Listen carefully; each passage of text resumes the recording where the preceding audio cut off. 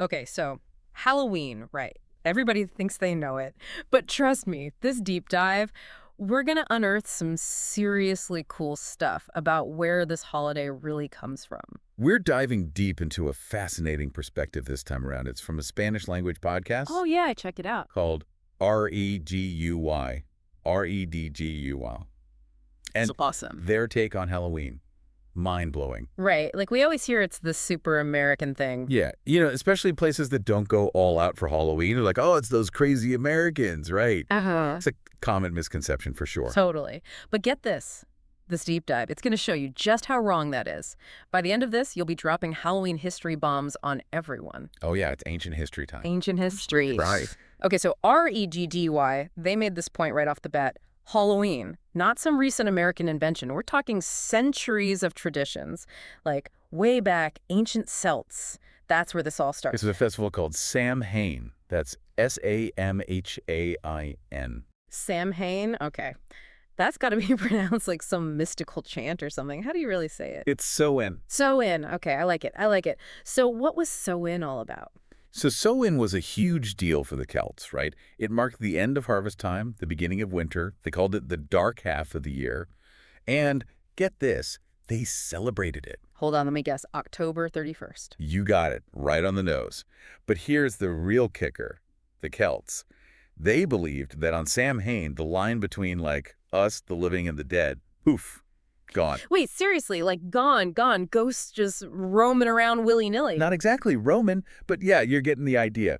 They believed that this veil between the worlds, it was thinnest then. Right. So talking to spirits, seeing them, it wasn't just possible, it was almost unavoidable. Okay, so that's got to be where we get all the spooky Halloween stuff from. Ghosts, costumes. Got it. Dressing up to scare off those spirits, telling stories about them. It all comes from those old Celtic beliefs.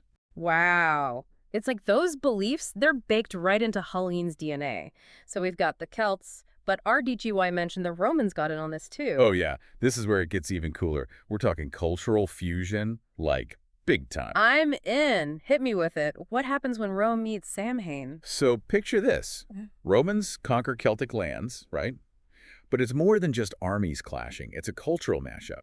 Romans, they had their own ways of honoring the dead, big feasts, offerings to their ancestors. They calls one parentalia.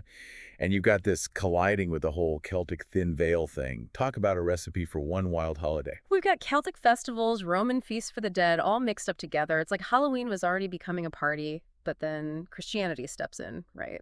RDGGY talked about that too. Yeah, and this is what I love about traditions. They can change so much. Like the early church, Yeah. They saw these pagan celebrations, Samhain being one of them, and instead of being like, nope, gotta go, Yeah. they got smart. Smart, yeah. Because let's be real, trying to get rid of a festival people have been doing for ages, good luck. Exactly. So they do something way more clever. They basically fold those old customs into their own calendar. Okay, now I gotta know. How'd they pull that off? Well, they come up with All Saints' Day, November 1st. Then it's All Souls' Day on November 2nd. Ring any bells? Wait a second. Honoring saints, remembering the dead? Those are totally Halloween vibes. Right, it's all connected. By putting these holidays right when Samhain used to be, the church created this link, It's old blending with new. People still got to do their old traditions just a little differently now. And the word hallows, it all makes sense. All Hallows Eve, the night before All Saints' Day, it's like a trail leading right back to the beginning. Exactly.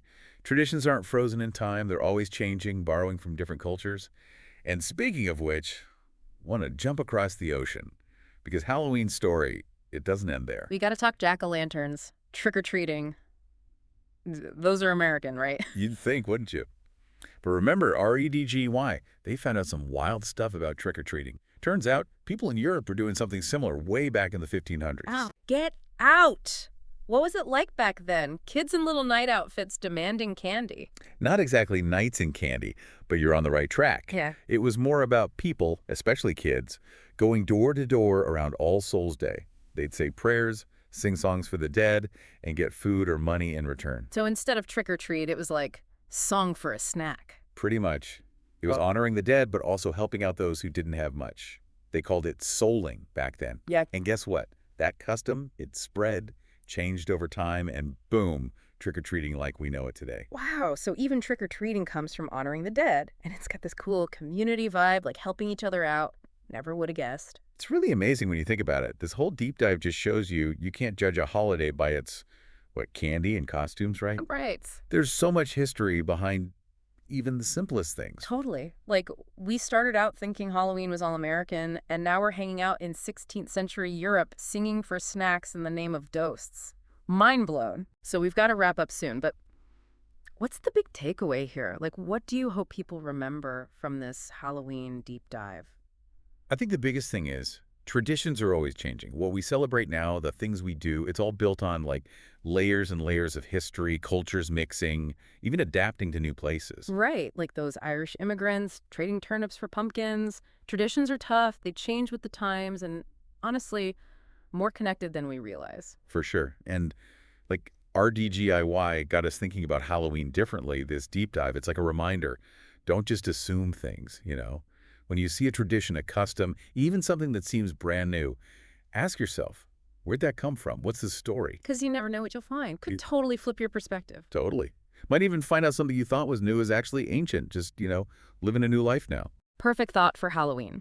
So, everyone listening, while you're carving pumpkins, planning your costumes, maybe even sneaking some candy, remember, it's part of something way bigger, a story that's been going on for centuries.